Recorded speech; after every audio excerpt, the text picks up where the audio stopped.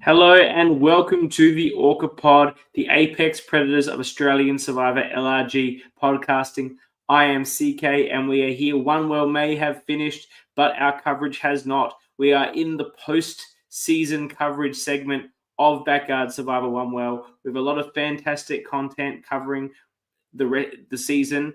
We have an interview tonight with the winner of One Well. Really excited to get into her game and how she pulled off such a magnificent performance.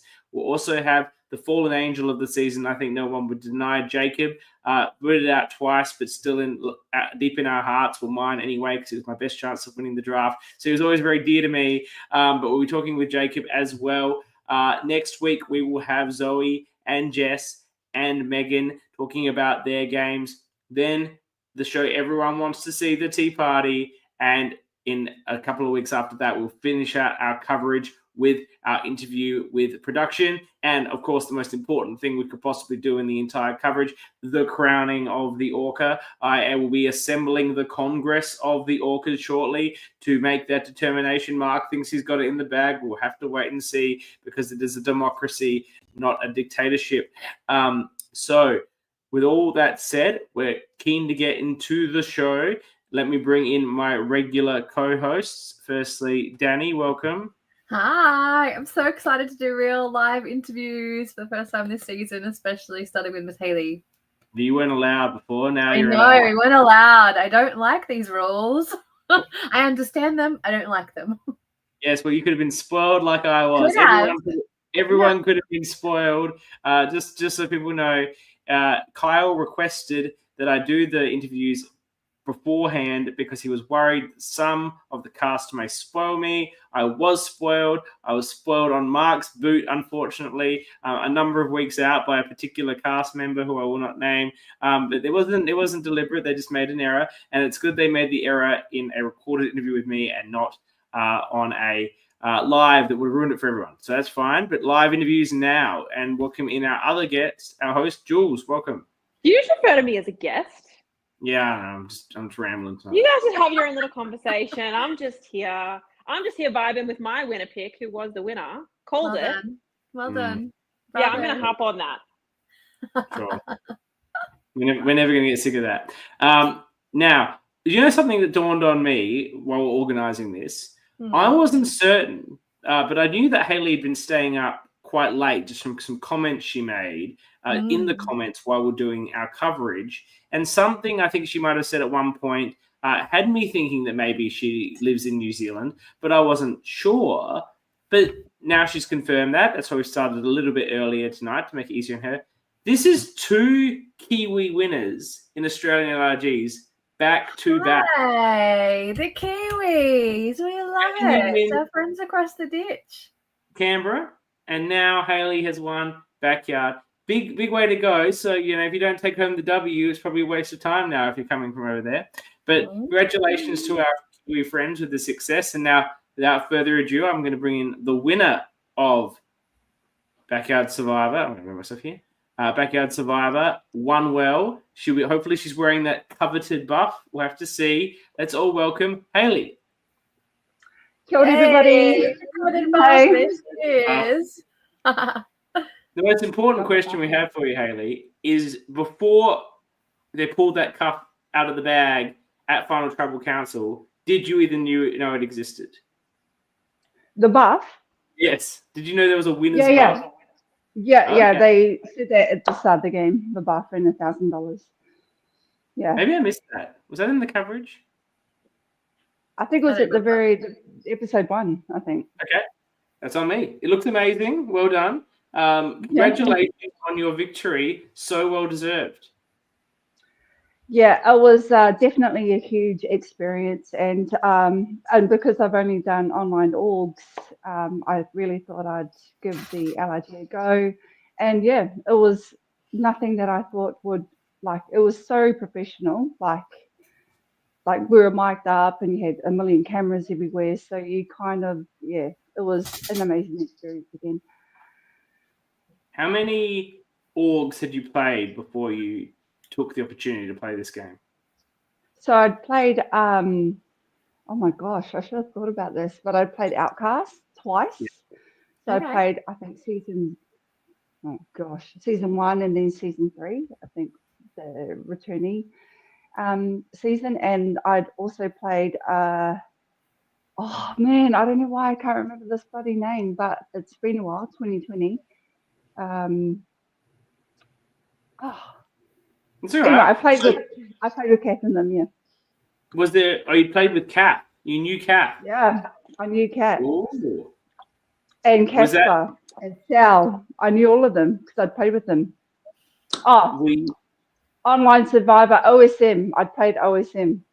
Were you thinking of wanting to work with Kath based on this relationship, or was this something that you were wary about? No, I really wanted to work with Kath. I've known her for years, so since 2020. And yeah, it was just unfortunate that we're on flipping, different tribes. I want to get into one big question that I don't know if you'll be able to answer, because I'm not sure anyone knows the answer. But you played such a fantastic game, and the thing that was so fantastic about it that we identified on this program is everyone completely underestimated you pretty much all the time until right around when they got voted out, and then it sort of dawned on them that you were actually playing a great game, and that therefore you actually were not a threat until you voted them out, and then became a threat, which was great for your jury position. Was this a deliberate strategy, or were you surprised people were underestimating you? How did you find that experience? I don't know if underestimated is the right word. I was basically everyone's auntie. Like, I was friends with everybody, and I had allies in the right places. That was the key thing for me. Was I had the biggest thing that we wanted before in pre-merge was to go on with the numbers, so we could kind of control the votes going forward, and it secured it shows it secured Orange going all the way down to final 6.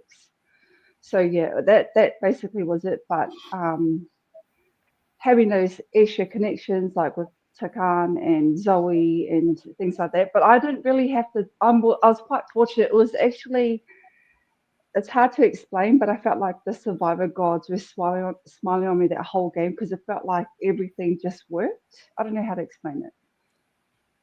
The luck went in your. You're saying the luck Yeah, went in your. the luck. Yeah. Like, actually, I kind of I'll be honest. There were a few things that I manipulated. Like, when we had to choose the lanyard, I saw Mark. I had to stick by Mark the entire time to keep an eye on him. And when he pulled his green lanyard out, I noticed it was in a bunch. So I grabbed quickly after him to make sure I grabbed the same green lanyard. So it was about keeping with my core alliance. And unfortunately, in those sort of instances, we had like Jacob go to the pink tribe and Altus go to the, I can't even remember now, but yeah. Yeah, so you're right. Production did not shuffle those. They did not shuffle those bucks. They did turn out that way, but you perhaps one of the few people that spotted that, because you were very always watching everything, paying close attention to everything. Yeah. Had to. It was such a fast-paced game, and like including confessionals, like it's so quick. Like, and half the time, every time I went into a confessional, I didn't know what to say. I was just making shit up. You just what comes what out. do I do? Yeah, whatever comes to your mind, you're just like, yeah, they'll go, what was your strategy? And I'll be like, I don't know. I just thought that person needed to go and wrote his name down. But yeah. I don't think you're giving yourself enough credit. Your confessionals, I felt, were filled with lots of great insights of what you were doing and how you were doing it and why you were doing it. So I had a lot of one-liners that I appreciated. Yeah, I felt. Oh, There's nothing about your game that I felt was I understood why you won. I thought you were a massive threat to win pretty much the whole game, based on what you were delivering to us on screen with the other contestants, but also in the confessionals. You knew your game and what you were doing.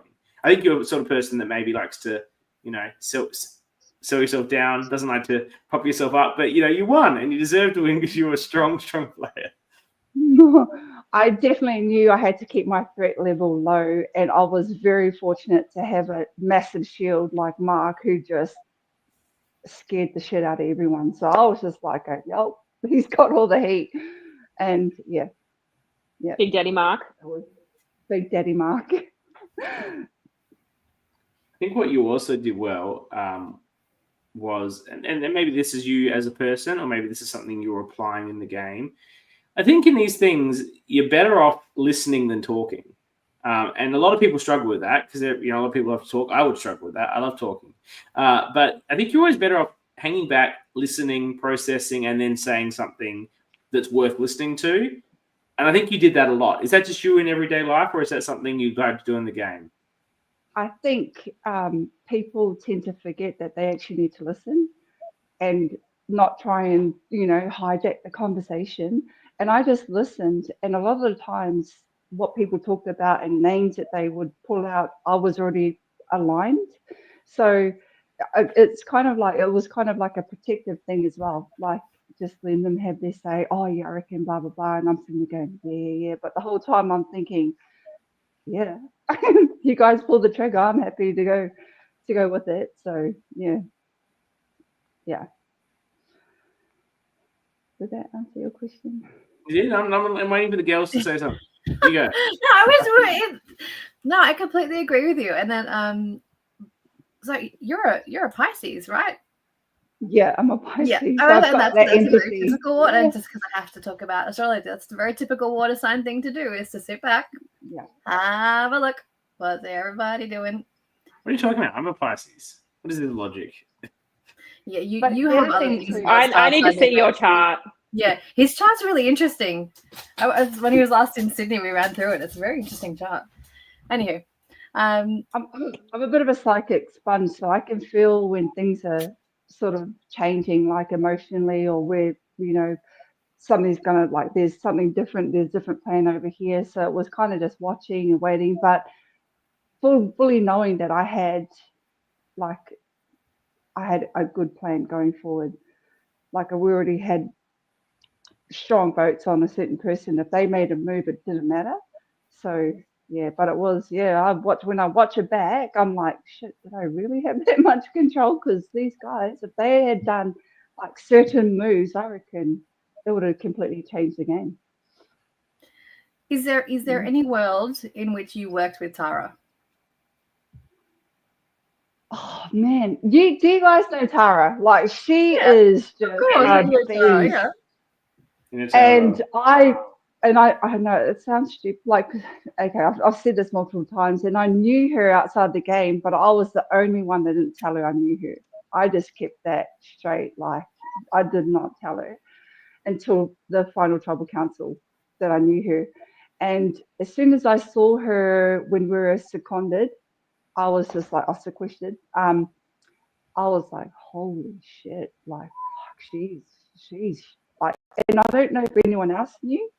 So she was already like a high target we could kind of like use to direct everyone's attention to, keeping the head off us, essentially. So yeah, I wish I could, like, looking back, she's so good, but man, she would still give me the heebie-jeebies if I played with her again, because you just can't fully trust her. She's so good. She's so good. Absolutely. Yeah. It's kind of one of those things, like, I want to work with you or you've got to go. Like, I don't think there's any in between with a player like Tara. If you took her to the end, she would just talk you out of your votes easily. Yeah, for sure. Easily. Like, yeah. She's awesome, man. And she's so articulate, and she knows the game, and she knows how to survive a talk. And some of it, well, especially me, I was bumbling around in confessionals, but she was so good, man. No wonder she's the darling of the season. Okay, let's just back to what CK said. In your confessionals, you were not bumbling in the slightest. Like, you were articulate. We understood your game. Like, even if we couldn't see what was happening in a group chat, we would come away from that and you would explain everything so well. We saw your game the whole way through. So stop it. You were so articulate in your confessionals. Even if you didn't think you knew what you were talking about, you smashed it. Thanks, guys. It was quite unnerving, just going, okay, what did you do? Oh, it's crazy. Oh my God. Yeah, and to try to think, because your mind is running, like, non-stop the whole time, and then trying to put that into words with people asking you questions. And then they're also, you know, production do also prompt you, try to get you to think of other things in different scenarios, and then it makes it worse. So you did really well. Oh, thank you. A lot of it was strategy. I keep talking about this in confessionals, like strategy. Even sitting where you sat in the tribal councils was a strategy. Mm-hmm. Absolutely. For example, if they're letting you sit where you want, you choose the best spot. Yeah, and it was actually a good way to isolate a certain person away from their alliances. That was another thing for me to learn. But yeah, everything's to do with strategy. And that's Survivor. Like, if you're not paying attention to all the opportunities you have for strategy, then that's crazy. Yeah. Like, even like where you sleep at night, who you sleep next to, like all those things, it matters. I think they all slept in tents away from each other, and they weren't allowed to interact. Oh, okay. It was like that. But because we weren't mic'd up, we did have some sneaky little conversations. You did? But yeah. Of course you did. Wow, you just go up. You have to. But, yeah. Why don't you tell us about going into Final Tribal Council?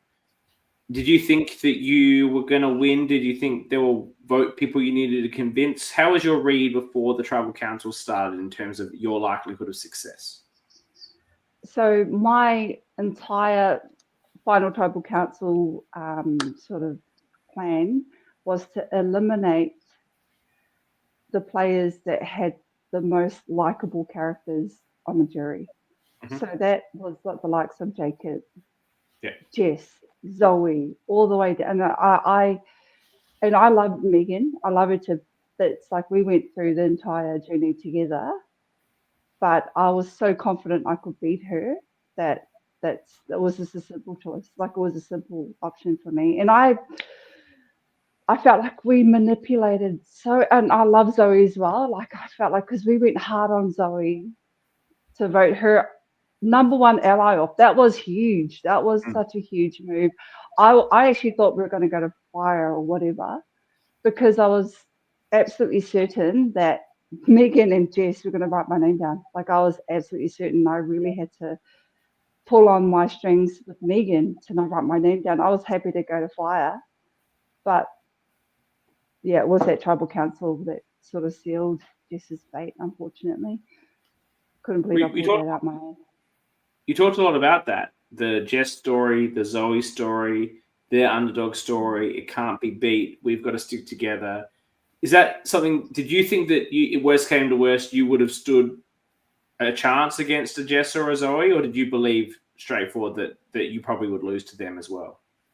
It would have been, I didn't want to risk it. Let's just say that. By the time we got to Final Four, I just wanted to win, and I knew how to get there. It was winning those challenges to make sure I was immune, and then it was definitely. I probably would have lost to someone like Zoe, because she was actually the darling of all of us post merge. She really was. So yeah.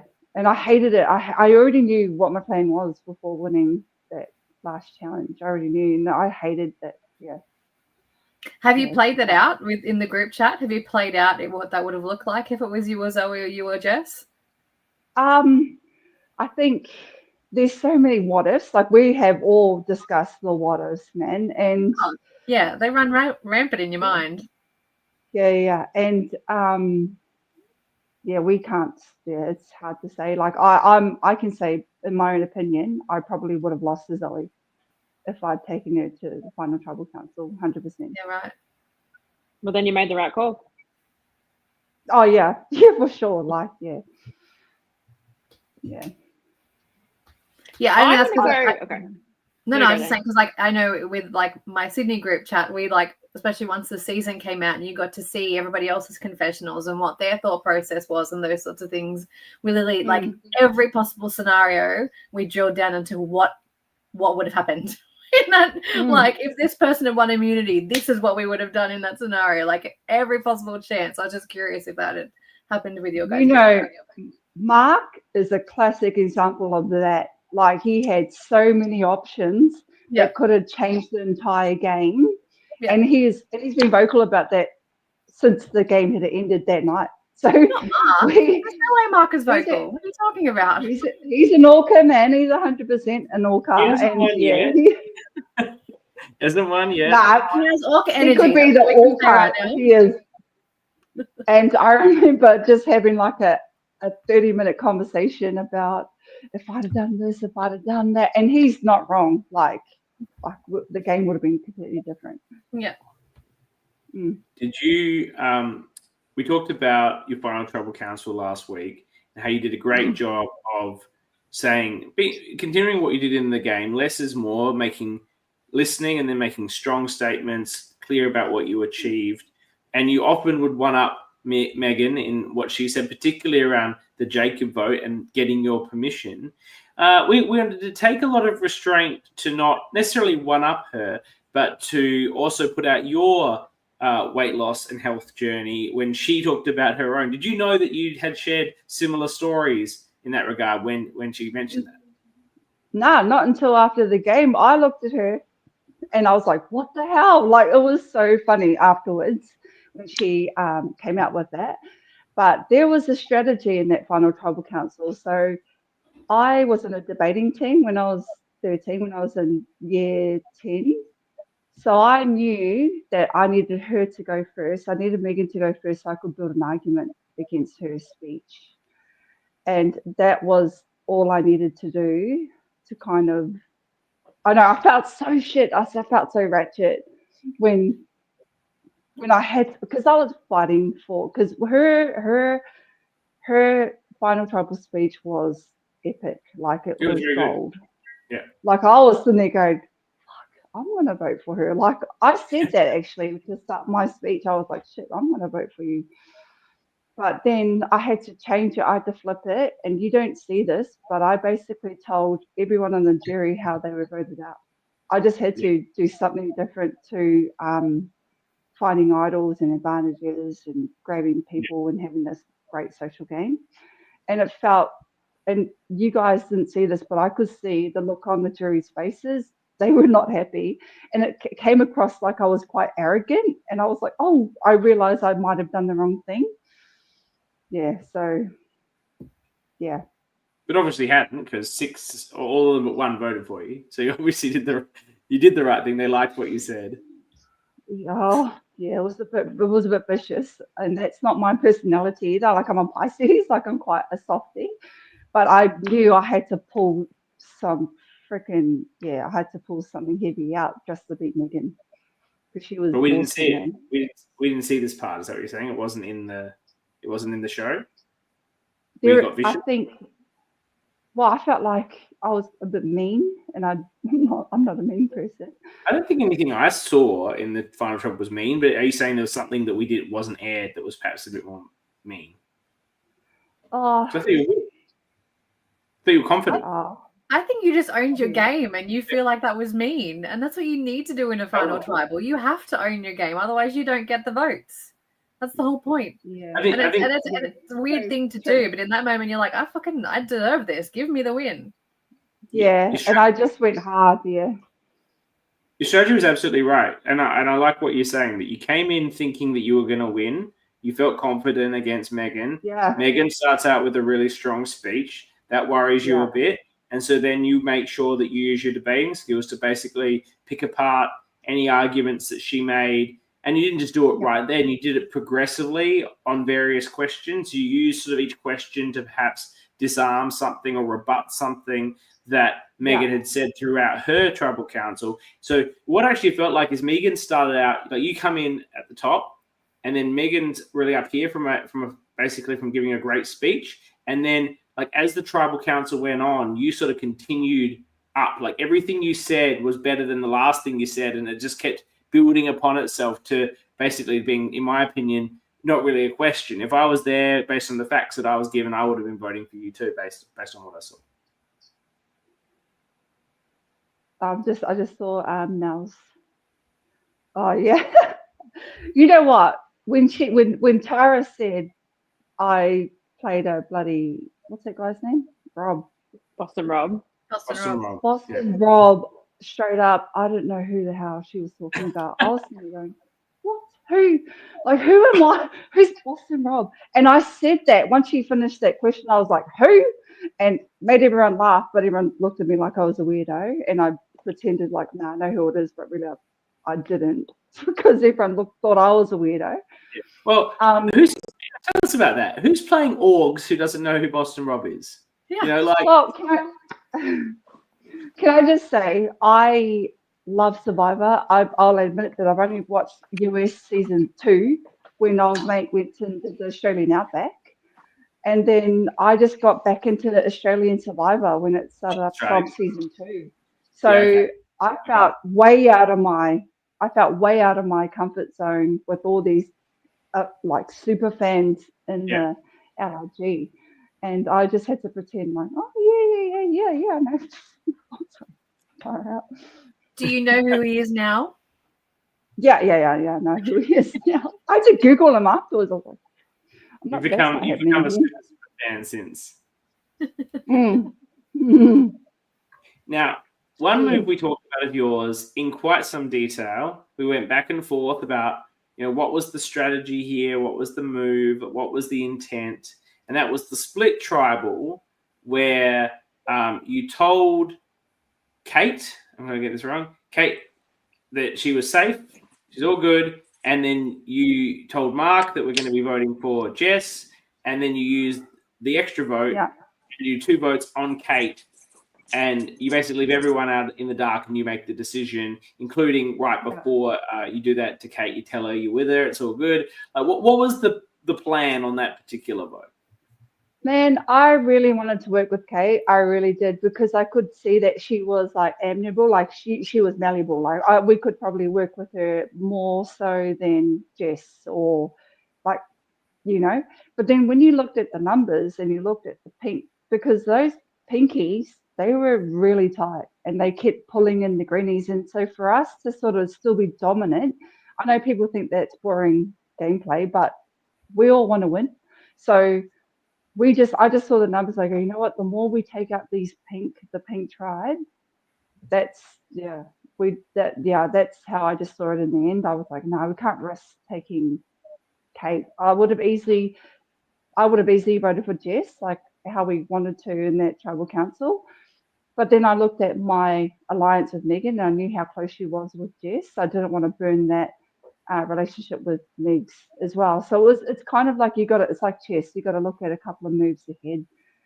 And I kept saying this. I know I sound like a crazy, I just keep repeating myself about people. We need to look at a move, like moves ahead in the game. And that's basically all it was eliminating that pink threat. And then that just left us with Tarkan. Poor Tarkan. Why'd you lie to Mark though on that vote? Why did you tell Mark you were doing something different to what you were doing?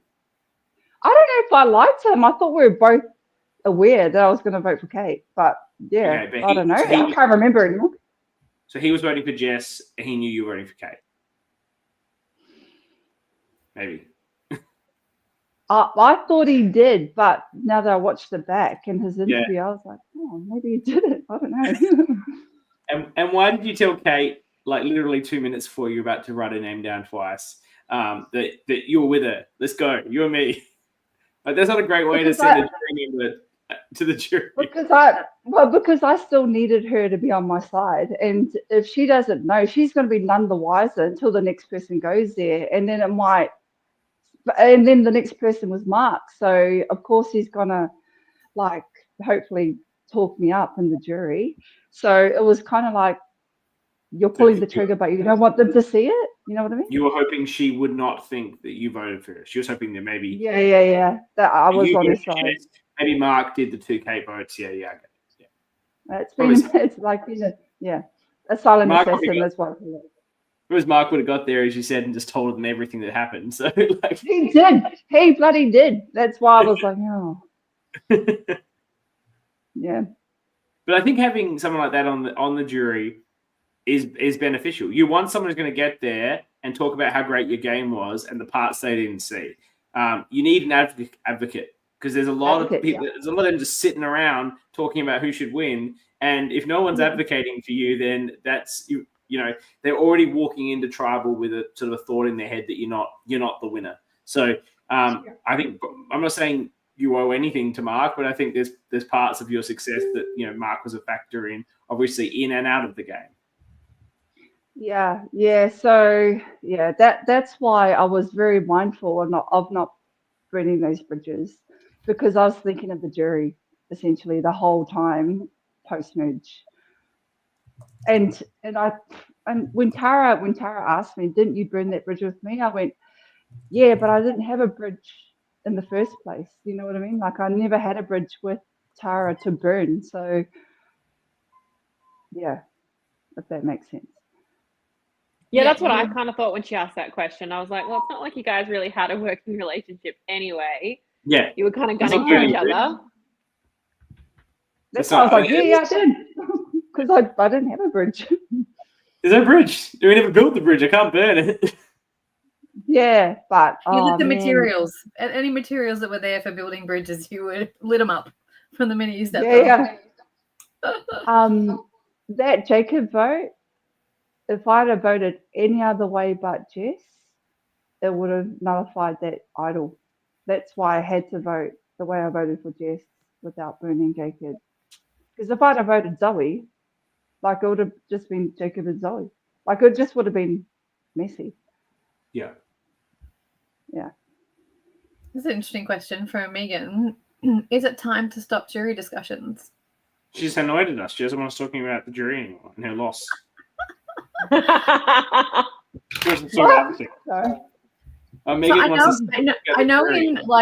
know when I've been a part of production and stuff with jury management, we the jury can talk to each other. That's okay, but you can only talk about stuff that's happened or completely within your game. Yeah. You can't talk about the people who are still in the game, what their thought process is, all those until they come out.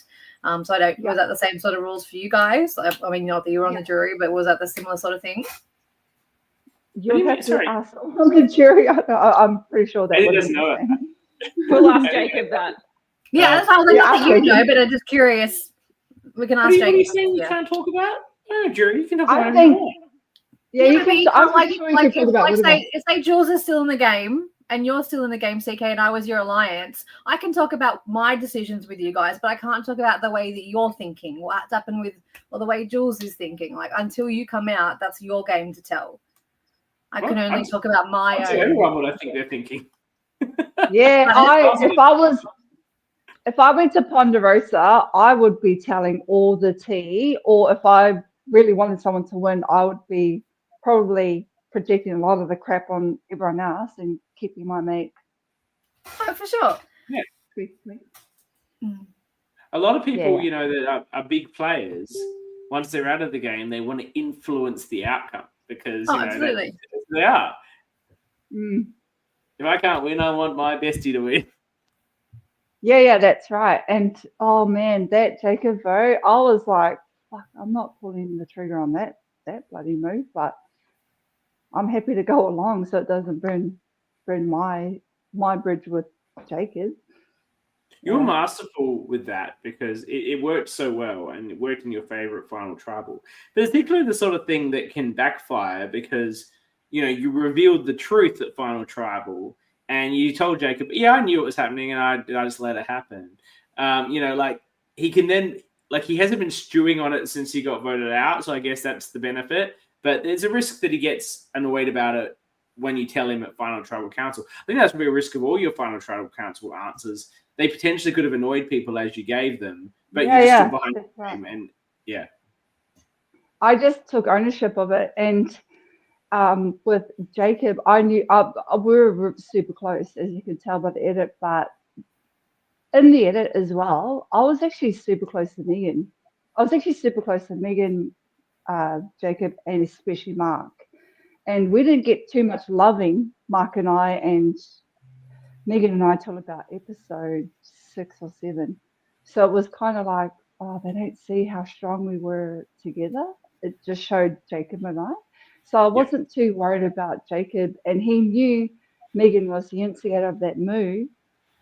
And then it wasn't until I popped up in Final Tribal Council. Well, the girls probably would have told him anyway when they went to the jury what had happened. So it was about being, I guess, sympathetic, but at the same time going, bro, I really couldn't. Yeah, my hands are tied. But yeah, does that make sense? Like I had to be sympathetic at the same time, like be an auntie again, essentially again. Early on in the game, you were aligned with Mark and you were aligned with Jacob.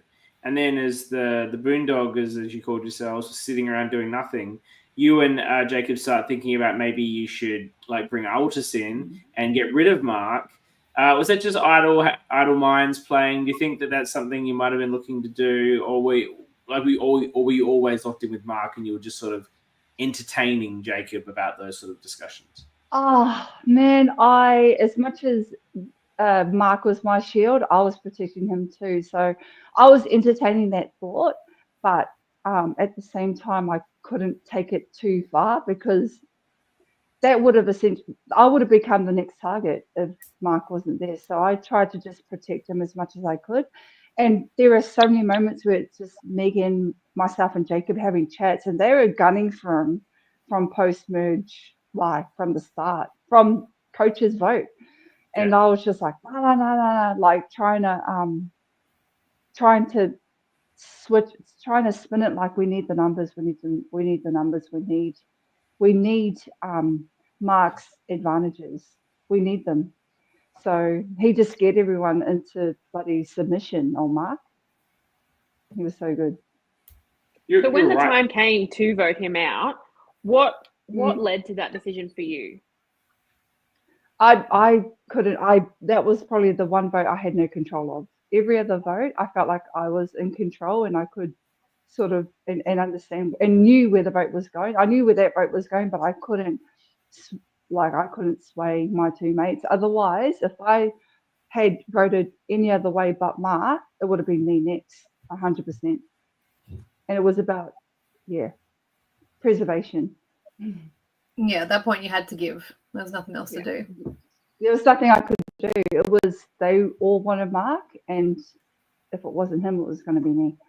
Did you feel bad in that tribal council where Mark was leaning over and whispering to you and saying, "We can do this and we can do this move. If you get Megan to do this, and like you've got to do it because she won't listen to me, but you lean into Megan and you get her to do this." And it's like, and you're like, "Mate, it's done." Like you're like nodding. You're like, "You're done." You look at if you like Jules, she would have watched it a couple of times each episode. If you look at my body language, you will know that I'm not fully in. And oh man, and I had to be like an actress and go, yeah. But the whole time I'm like, fuck. So even my husband, when he doesn't really watch Survivor, which is a bit annoying, but when he watches me and he sees my body language on screen, he's like, "You're so full of it, hun. You're saying yeah, but you're like, nah." Yeah. It was so hard. That was really hard. Yeah. Had you told your family that you won? Did they watch this season at least? I only told certain family members because they are like the non-Survivor people in the world. Like they don't watch any Survivor. They don't get why I even played the game. Like they lecture me like, what the hell? Like they're not Survivor people.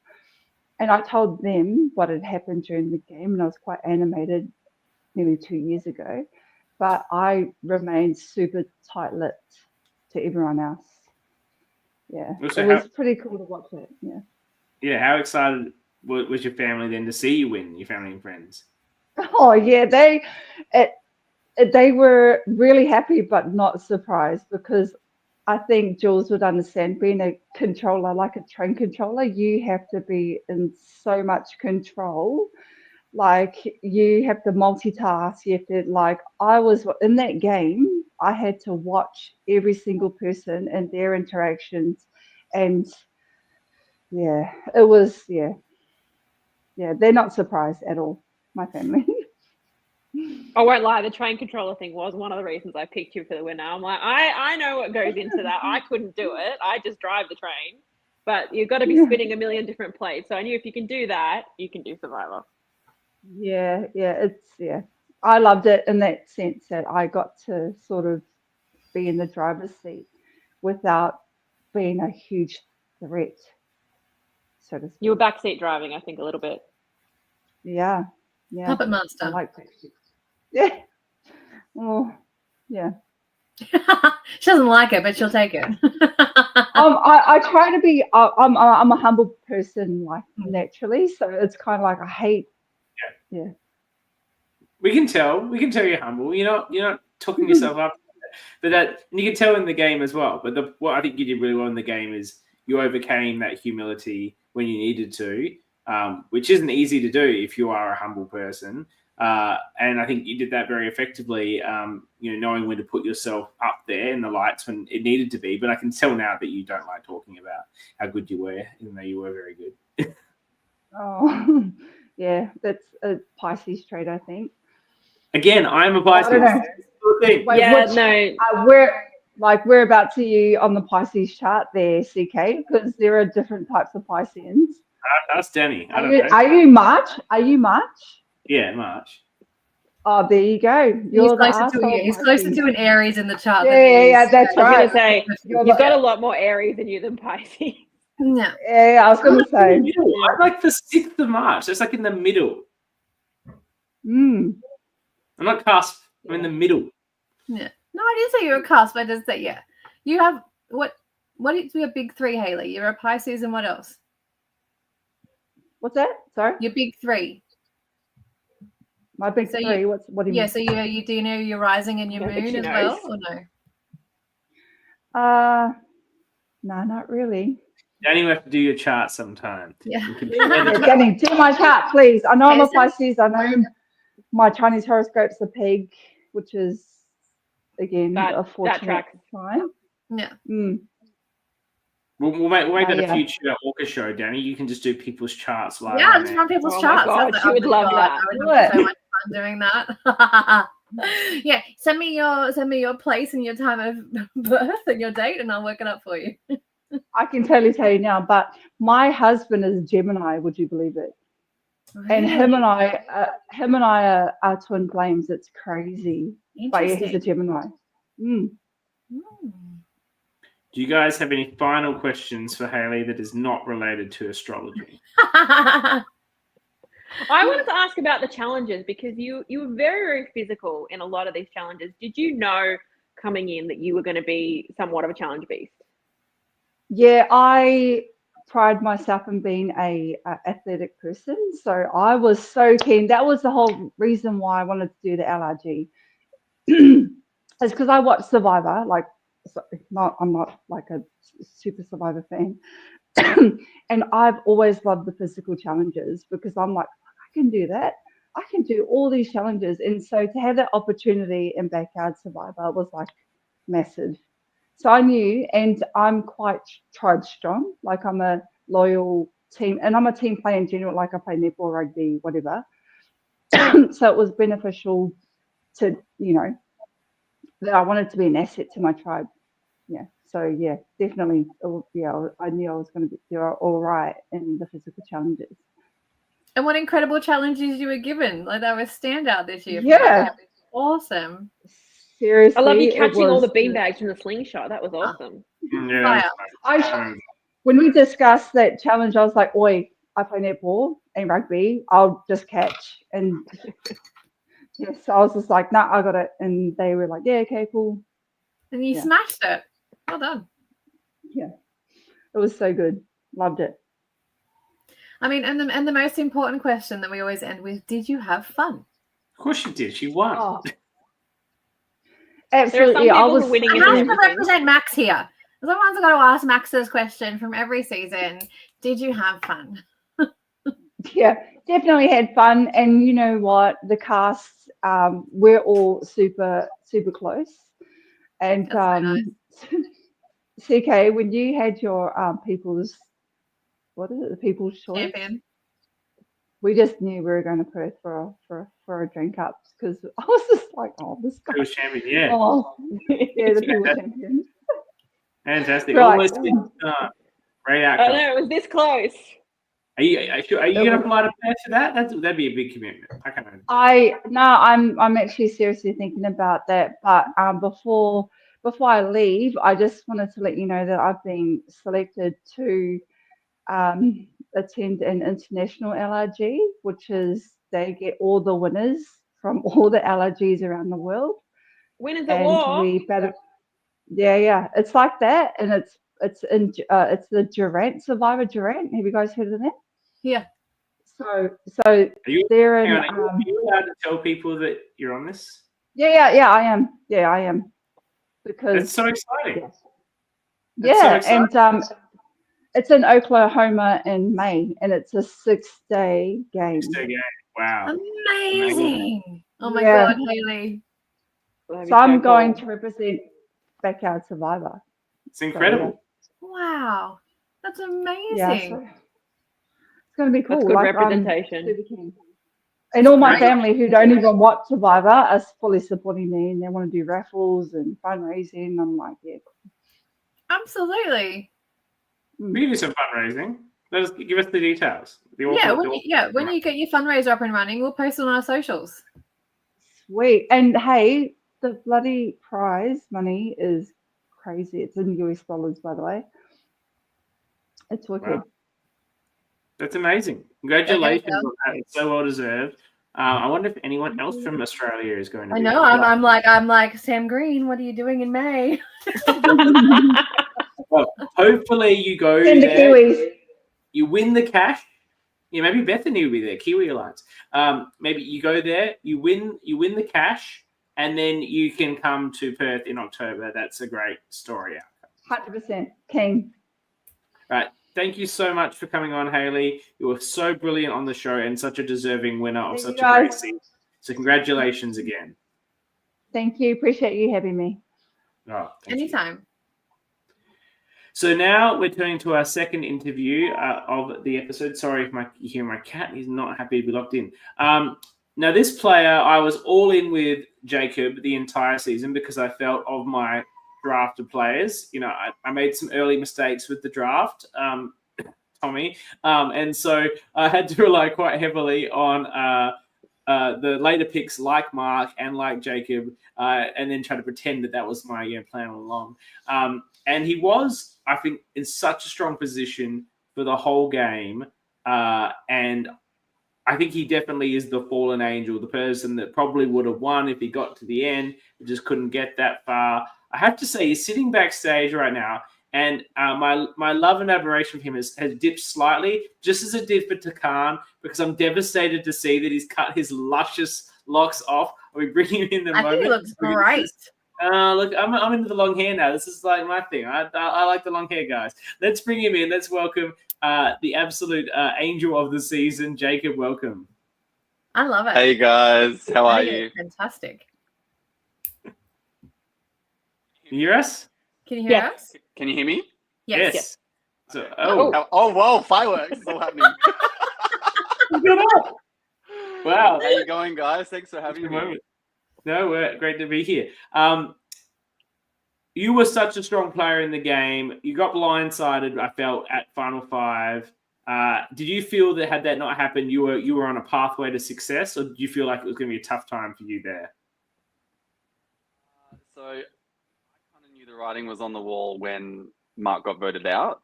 I think probably like you have you ruminate and you reminisce 2 years on, and I should have gotten Megan out instead of Mark. So when I got Mark out, I was like, yeah, fuck. So I kind of knew that the writing was on the wall for me. I was just hoping that I could convince Megan to stay with me. I'd been loyal to her the whole time. I was hoping that I could get through one more, but yeah, you see it in my confessionals. I sound like a broken record, but yeah, I realized that I had a story that may have been not worth bringing to the final tribal council. So yeah, I wasn't totally blindsided, but I just kind of was trying to put, you even saw in the tribal council, I was like, play your idol on me, like trying to do everything I could. But yeah, it was the right move, and props to Megs. I was happy to make it that far coming back from redemption, to be honest. I didn't know how long I had left. Yeah. there was a lot of great confessionals there. He kept saying, you're playing your idol on me, right? And she's like, yeah, I'm playing it on myself. And you're like, no, the other one. She's like, yeah, I'm playing it on myself. Yeah. And you're like, what? Bitch, I know you got one. What's the second one doing? Yeah. What?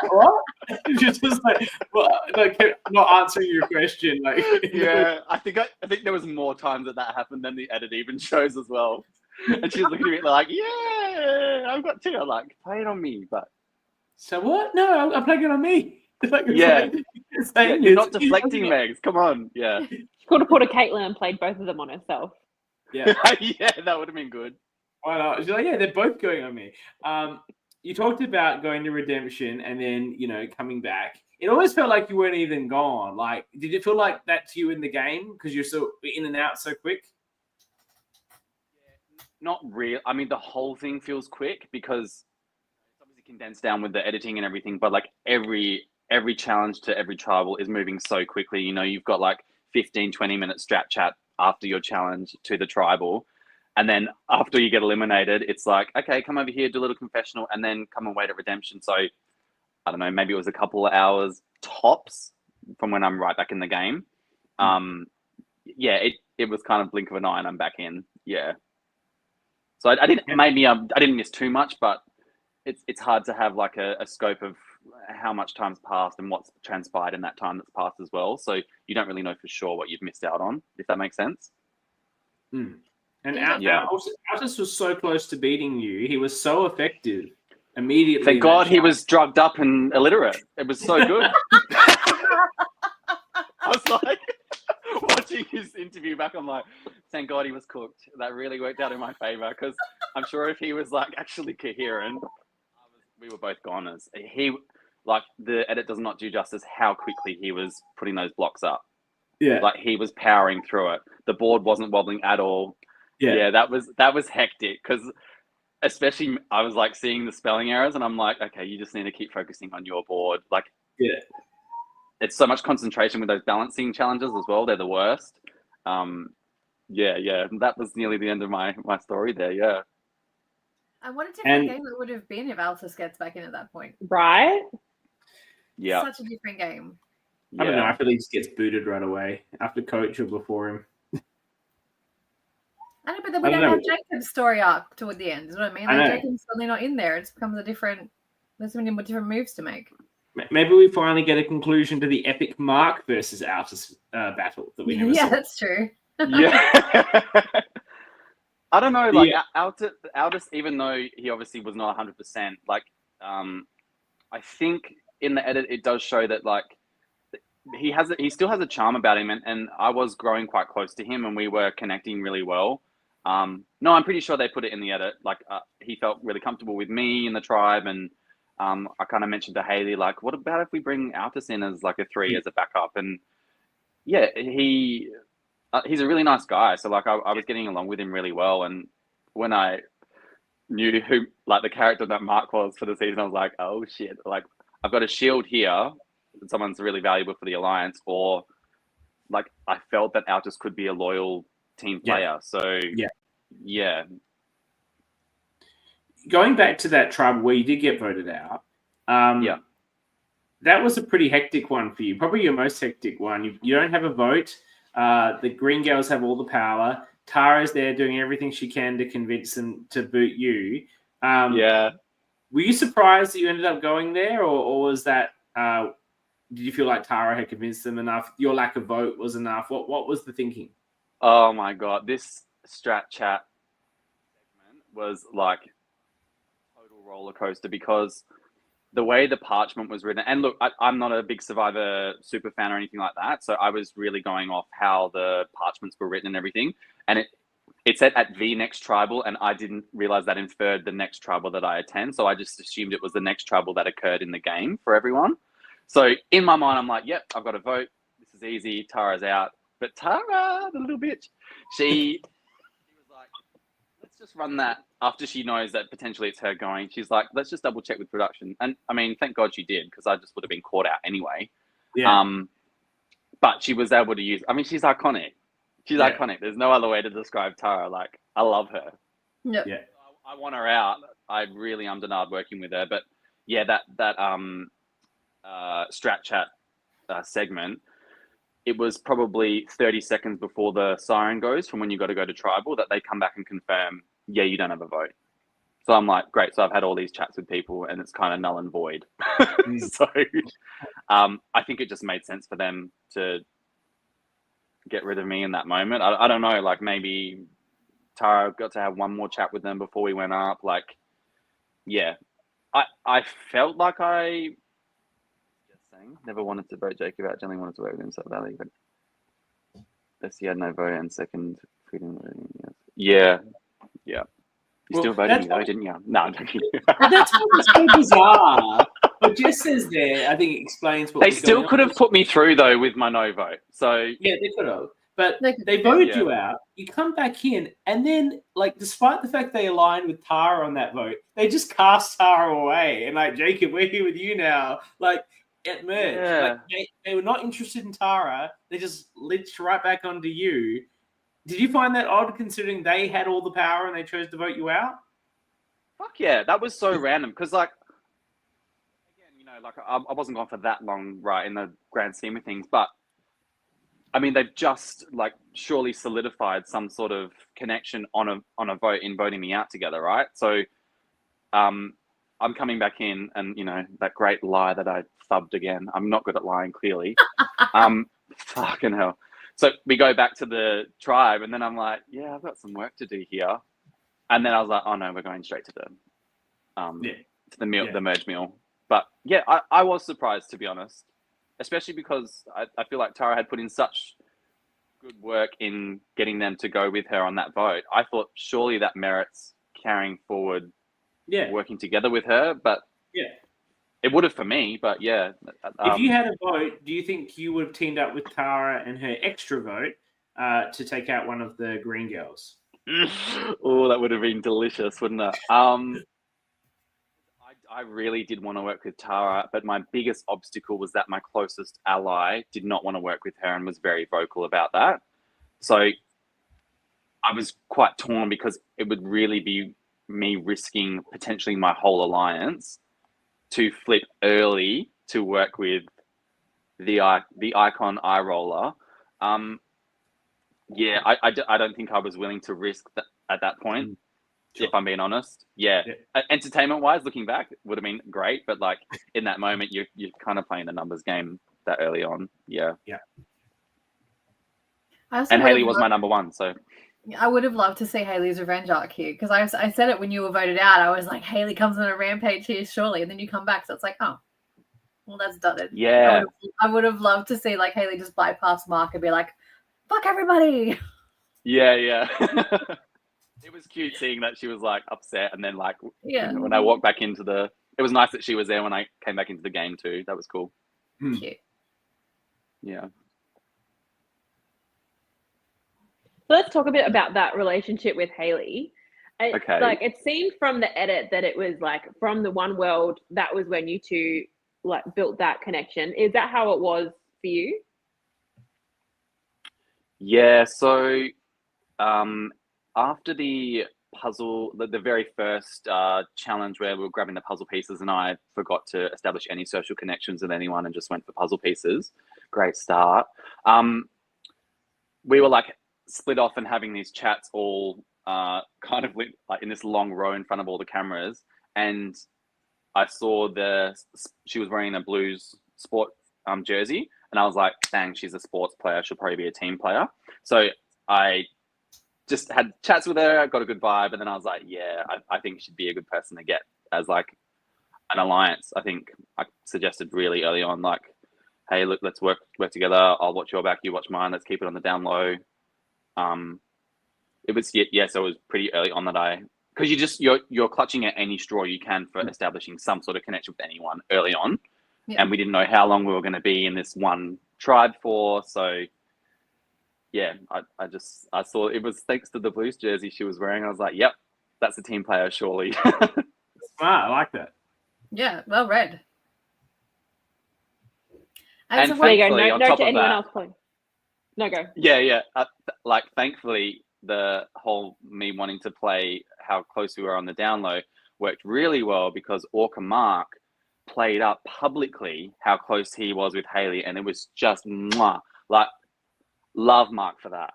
It was so good. Every time we're at Tribal and he's like sitting next to Hayley most of the time and then talking about, me and Hayley have worked together, like blah blah blah, we're really close. I'm like, this is so good, because it pushed me a little further away from associating closely with Hayley for most of the game. Obviously it became obvious towards the end, but yeah, it worked out well.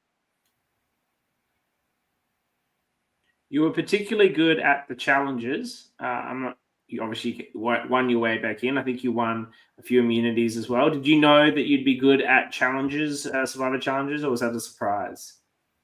Not really. I mean, I'm hyper competitive, so I guess I just channeled that in the challenges. And yeah, I think as we got deeper into the post merge, I realized that I had a bit of an awareness. Oh shit! Like, anyone with kind of somewhat of a decent story arc or has been through somewhat of a tumultuous journey that's going to work in their favor for final Tribal, and it's also going to put a target on your back, so that it kind of mounts on each other, and you're like, well, my best bet is to get individual immunity, but the risk of that is also getting further target on your back. So I don't know. I guess I was just trying to stay alive.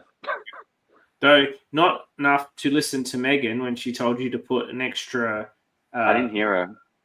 Domino on your thing. She didn't hear her. I didn't hear her. I wish I did.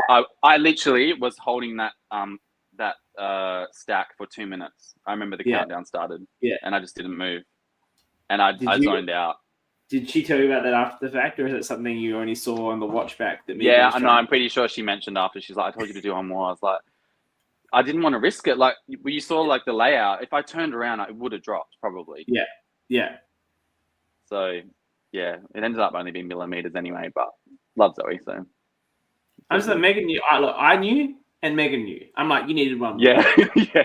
And everyone else knew, probably like behind me anyway. So yeah, well, I don't know. Like, although it wasn't a lot in it, right? So it just seemed like you needed one more. Zoe played that very smart, but she had the advantage of the position. Yeah, rigged. No, we drew. We drew for spots. It's all good. Okay, I was about to say, did you draw for spots? Because otherwise, it is rigged. Yeah, no, we drew for spots. Yeah, pretty sure. Yeah, before each challenge, we pulled out like a numbered thing for our corresponding position. Okay. Yeah.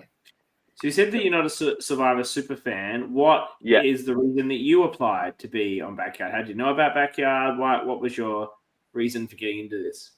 I used to volunteer at the same youth center as Brian years ago, and we just chatted about like I love Survivor, but I've only ever watched it sporadically, not like fanatically.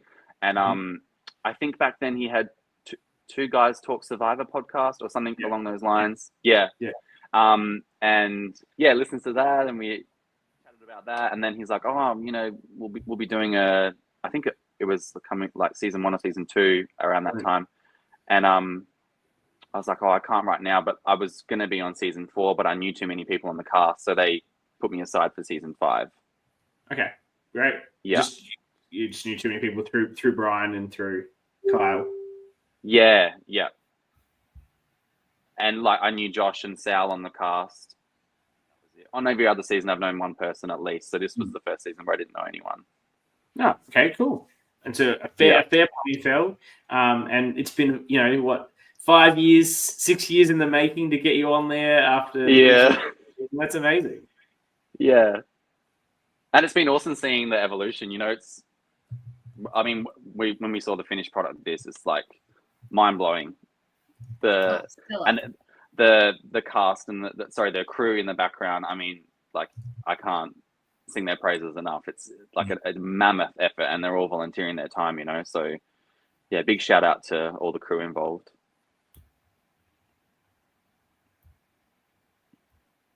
You asked my question. That was going to be my question, was like for the LRGs. Sorry, Danny. Yeah, coordinate. That's okay. That's all right. We're on the same train of thought. That's fine. Is there anything in the game watching back that you just wish you could change? Like anything in there that you're like, oh fuck, I really wish I could have done this differently? Oh yeah, like I wish I could lie better for sure. Yeah, keep a story straight. That would be good. Because I fucked up. Well, I fucked up the one well. Sorry, are we allowed to swear on here? I've been swearing Yes. the whole time. But, okay. Absolutely, yes. Sorry. I think it was my second word I said. The first one, the summit that I went to, that lie up. Back. You've got like these four people asking you what happened, and I fucked that up. But then I was able to just piggyback off Mark, in the challenge, admitting that he had the idol to us, and I was like, "Oh, this is great. This is my moment to just come clean." So it actually worked well in that sense. But the second lie, when we were making up how I chose to go back to the Orange Tribe, I totally blanked when we got. And then when we sat down at the dinner, I'm next to Tara. Great. Like, so, and I'm like, don't start with your so. Whenever she's so you're like. So this story you've told us? Question about, and I'm like, oh, fuck. Yeah. Like, so, Jacob, the story you told us makes absolutely no sense. Like, I just like to address something publicly in front of everyone, if that's okay. It's like, no, it's not okay, but you're going to do it anyway. I guess that, but it's such a, pressure cooker where in the moment you don't have, I mean, I don't know how Mark did it. I don't know how he was able to, think ahead so much, cover different parts of his lies and stories, have I guess having a lot of in-depth survivor knowledge does help, and understanding the functions and foundations of the game. And he had a really good read on the cast, I believe, as well, which he said in the interview. So I just didn't have all that. So I was kind of just going off raw, hopefully good social skills. And I don't have many regrets. I regret not getting Megan out instead of Mark. But I was loyal to her, and I believed in our free alliance. So, I mean, getting voted out for being loyal isn't really a bad thing, I guess. But you believed in that alliance, but did you think you were number 3 in it, or where did you think you were in that? I felt like Megan.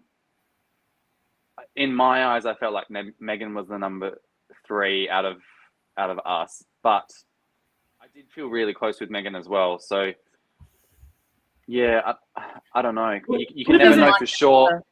Would it be right to say that Megan probably was the number 3 until you got to final 5, and then you just to Mark's gone, and now who's the threat? And Jacob's too big of a threat. We got to get rid of Jacob. I think he probably was the number 3.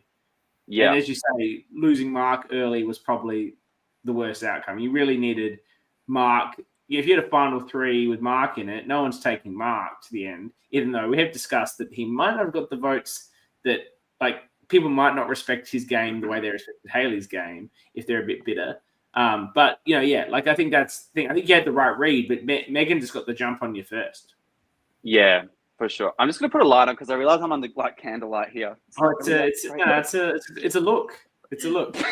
It's getting more intimate as the interview goes on. It's just you, this outline of you in the dark. What? Oh, now that's creating a shine. Anyway, I'm the fallen angel. Yeah.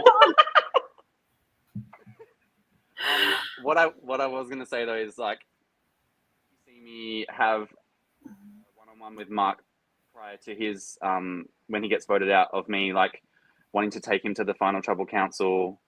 We would be a good Final Trouble Council to go head to head with each other. I was genuinely considering that because I thought that that's probably my best ticket to make it there if I kept him around. So I genuinely did want to do that. And you might have been able to beat him. I think that's possible. I think that is possible. Well, I thought it would have been a fun Final Trouble Council, regardless. Because we were frenemies the whole season. Yeah. Well, especially seeing this side of your personality, because I don't necessarily think that we saw that throughout your confession. You weren't spicy. You're funny as fuck. I feel like we just saw a very low key, very friendly. You're so likable. But in this, I'm this guy's funny. You and Mark head to head in a final time.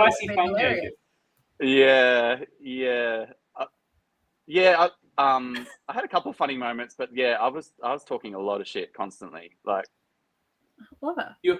I think I think what it was is you get like what I think the what you want to do, and not everyone can do this because they're so hyper focused. This was my experience in the game. I look back at my confessionals, I'm like, these are boring. They're so like just so fucking hyper focused on the game, right? And they're so uninteresting.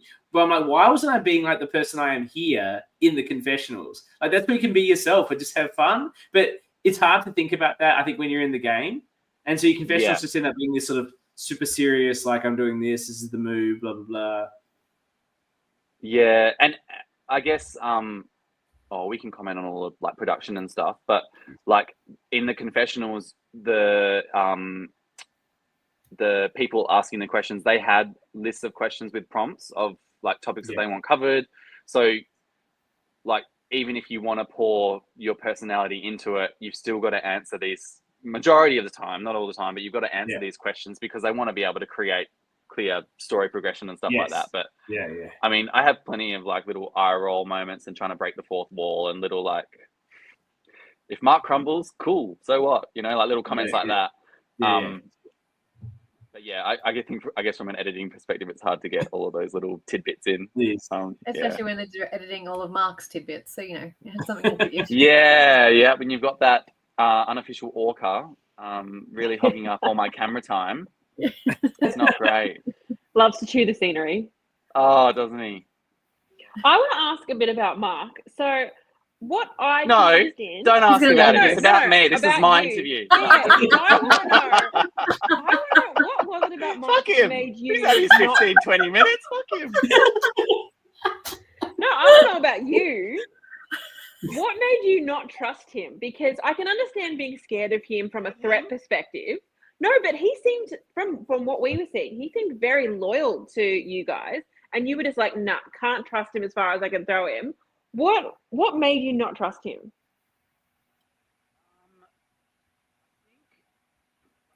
I think initially, I got along with him really well. Like, I do get along with him really well. He's a nutcase and I love him. But I think initially, when we started to have our camp time, when we had like the established tribes, it slowly started to seep out how strategic he was. And I think if he had a different tribal makeup, say there was a task him, we lost him. I feel like he wouldn't. Oh, can you hear me? Yes. Yeah. You were frozen for a second. Okay. Fireworks. Did you? Thumbs up. Did you hear if there was like a different tribal makeup? If he had like a if he had Tara or something. There, I don't think he would have stood out as so strategic, and he just seemed a little bit like he had a little bit of unease around him, like he wanted to get into strategy, and it just stood out. It wasn't that he was, I don't think there was any like extremity to how he was behaving. It was just in contrast to how kind of like mellow a lot of the team members were. Because like Haley and Altus were pretty chill. Megan was having a bit of a laugh. Like I think I was pretty chill as well. So I think he just stood out in comparison. And then that kind of made me feel like he might not have been gelling with the tribe that much. And that, I think that was kind of like the catalyst for me to go, oh, do I trust him? Is there something off with him? Like, yeah. And I mean, you're basing this all off like an hour of knowing someone, and you kind of have to go off those gut feelings, and you know what I mean? You guys have all done it, so you know what I mean. Yeah. So, absolutely. Yeah. You gut feel, and then it's hard to backtrack off that because it does move so quick. You're like, I just got to trust that feeling. The same way of like, I feel like I could work with this person. I'm going to run with that. That's what I felt with Haley, so I just ran with that. Absolutely. Yeah. But he ended up being a great shield and a fantastic person to have on my alliance. So absolutely, super loyal to you. Worked out really well. It was just a roller coaster. Like he was exhausting because you didn't know what was going to happen next. You didn't know what was going to come out with his mouth. You didn't know if it was going to be true or not. So like it was hard to trust him on that basis because I would find out a lot of stuff after the fact, and then might not be the whole truth. It would be a half truth. So like it just kind of kept amounting. And then when we could finally get him out, we were so blinded by the fact that we could finally, I was so blinded by the fact that I can finally get him out, not realizing he's the one person I should have kept in. yeah. So, but you're spending the prolonged hours and days and stuff with someone, and you're like, I need you gone. You're doing my head in. So Yeah. I just, Yeah, you hurt my head. yeah, Go away. yeah, yeah. I don't care about the final 5. Yeah. Yeah, like, I need peace right now. yeah. But then watching back, I was like, oh, he was like crying and shit about it. I was like, I didn't realize it meant that much to him. Fuck. But No, he was It crying meant- about not beating Josh. That's all it Yeah, was. but it didn't matter in the end. I were think they he doesn't. sad tears? I think he cared at the time, but I think realistically, he worked out that it didn't really matter. It doesn't matter where you come. It's how much screen time you get. I think he worked that out. Yeah, that's right. I mean, Yeah. Jacob clocked my wouldn't it- number one wouldn't it- ally was going to be screen time. Yeah. yeah, literally. It really wouldn't have mattered where, like, he had made it to merge. He had shaken up shit enough that, like, it really didn't matter where he plays. Like, As soon as He's he always said gonna be bounty a hunter standout. shit. The bounty Yeah, hunter shit was right. amazing. yeah, Right. the super idol stuff, like it was Yeah. meticulous. And Tara was onto it. Tara had her finger on the pulse, but I think it took someone of enough Survivor knowledge to be able to have your finger on the pulse as well. I know it's hard, like when you're as a viewer, you're watching it and you're like, how are they all believing this? But like, he had that really good read on the cast, and there were so many advantages. Oh my god, the amount of advantages! Like, fuck. The one advantage I got was puzzle pieces. Yeah. Yeah, that was not an advantage. Was it? It's not an advantage. I was so And Tara said, whatever Tara said, advantage you can at that point. So you're like, yeah, sure, this is an alliance, whatever. hey, it was very important to Kate. Kate wagered her whole game on that episode. Yeah, bless her. No, Tara said the same. She wasn't like 100% convinced by Mark, but Yeah, like it was a possibility he was telling the truth, and there wasn't really the time to suss it out or convince everyone else otherwise. He just had to roll with it, right? Like, yeah, it was and like believable enough. exactly. And if you like investigate or interrogate too much, that's valuable time away from everyone else as well. Yeah. Or do you do it in front of everyone and then risk blowing up? I don't know. Yeah. If I did it, I was like, well, I'm blowing up my alliance with him if I did that in front of everyone, So like, accept it, move on. He's got that. Cool. Yeah. So he played it really well, and he knows he did. They're all Mark stands, and he will tell you he did again and again. Do we have any final questions for Jacob? You do. I wanted to know. You mentioned Tara with her vote out. I remember when we were talking about it in the chat, you were saying you were very close to flipping. If you had flipped on Megan at that point, or was there, if she had pitched someone else in it, if she had pitched Zoe, would you have been more inclined to flip that way? I just want to know a bit more about that. Yeah, I think that was the first vote where I started to think about, do I want to remain my tribe strong the whole way? I guess I was thinking about like, let's maybe have some fun here and change things up, and maybe it can work out for the better for me. I out of Tara and Mark, obviously I wanted both of them gone because they were intense strategic players in comparison to the rest of the cast. Out of the two, I would have trusted Tara a lot more. Like, we had a really good rapport. We got along really well. It was a shame about how our tribe swap happened, because from there I was really excited that I got on the same tribe as her, because I thought it would have been fun to have a close alliance with Tara and with Hayley, and just seen how that kind of would have navigated post-merge. But ultimately, I felt, if the vote was on Zoe, I would have gone with that. Yeah, hands down. I think it's because it was Meg was the alternate vote there that I was like, just didn't feel like the right time. Okay. Yeah. Fair. Yeah. Thank you so much, Jacob, for coming on and talking about your amazing game. It was particularly special to me because I really needed a hard pivot after Tommy got booted first. And then Jacob's going to win. I think I was your second last draft pick, though, wasn't I, CK? You weren't. It was you then, Mark. I think it was influenced by you weren't in the chat. Yeah, you that weren't was there. definitely influencing. All right, roll back the tapes. Yeah. But yeah, it was an important pivot for me once Tommy got fitted. He rode hard for you. He rode hard for you all season after that. Yeah, well, after episode 1, I did. That's for sure. Thanks, CK. So yeah, thank you very much, and thank you for being such a great contestant on a great season, and for doing such a good interview here. This was wild, so enjoyable. This has been the most. We saw a different side of Jacob. This is probably the second most exciting interview we had, where we saw a different side after the Altus non-drugged up. The non-drugged up Altus. It was like the sober Altus interview was everything. I loved it. He was buzzing off his work. He was so energetic and excited and like a million miles a minute. I'm like, wow, those drugs really like chilled you the fuck out. It's a good shit, yeah.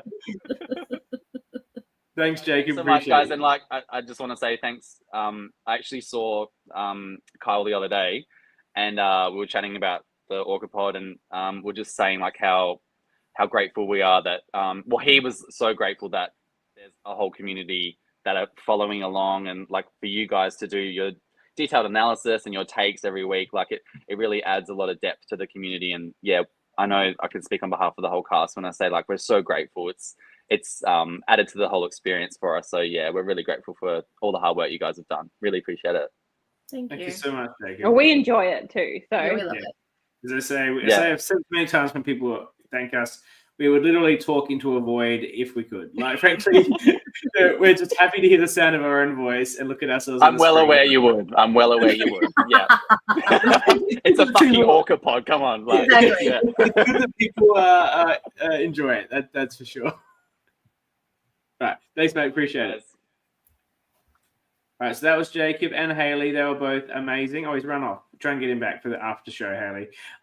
Thank you so much, everyone that's joined us live. We have plenty of coverage to come as we do our post-season on One Well. As I said, next week, stay tuned for the runner-up, Megan, and the Green Girl, Zoe and Jess, who have requested separate interviews. You know, they're tired of being pushed together. They're their own individual people, and they want their own individual interviews. After Zoe stabbed Jess in the back, of course she requested it. I think they were up to joint interviews until that moment, and that was the end of it. So I'm not doing an interview with that bitch. Anyway, that's we will have them in separate interviews. The People's Champion. God knows if she's ever watched the show or if she knows she's the People's Champion. That would be fun to find out. That's all happening next week.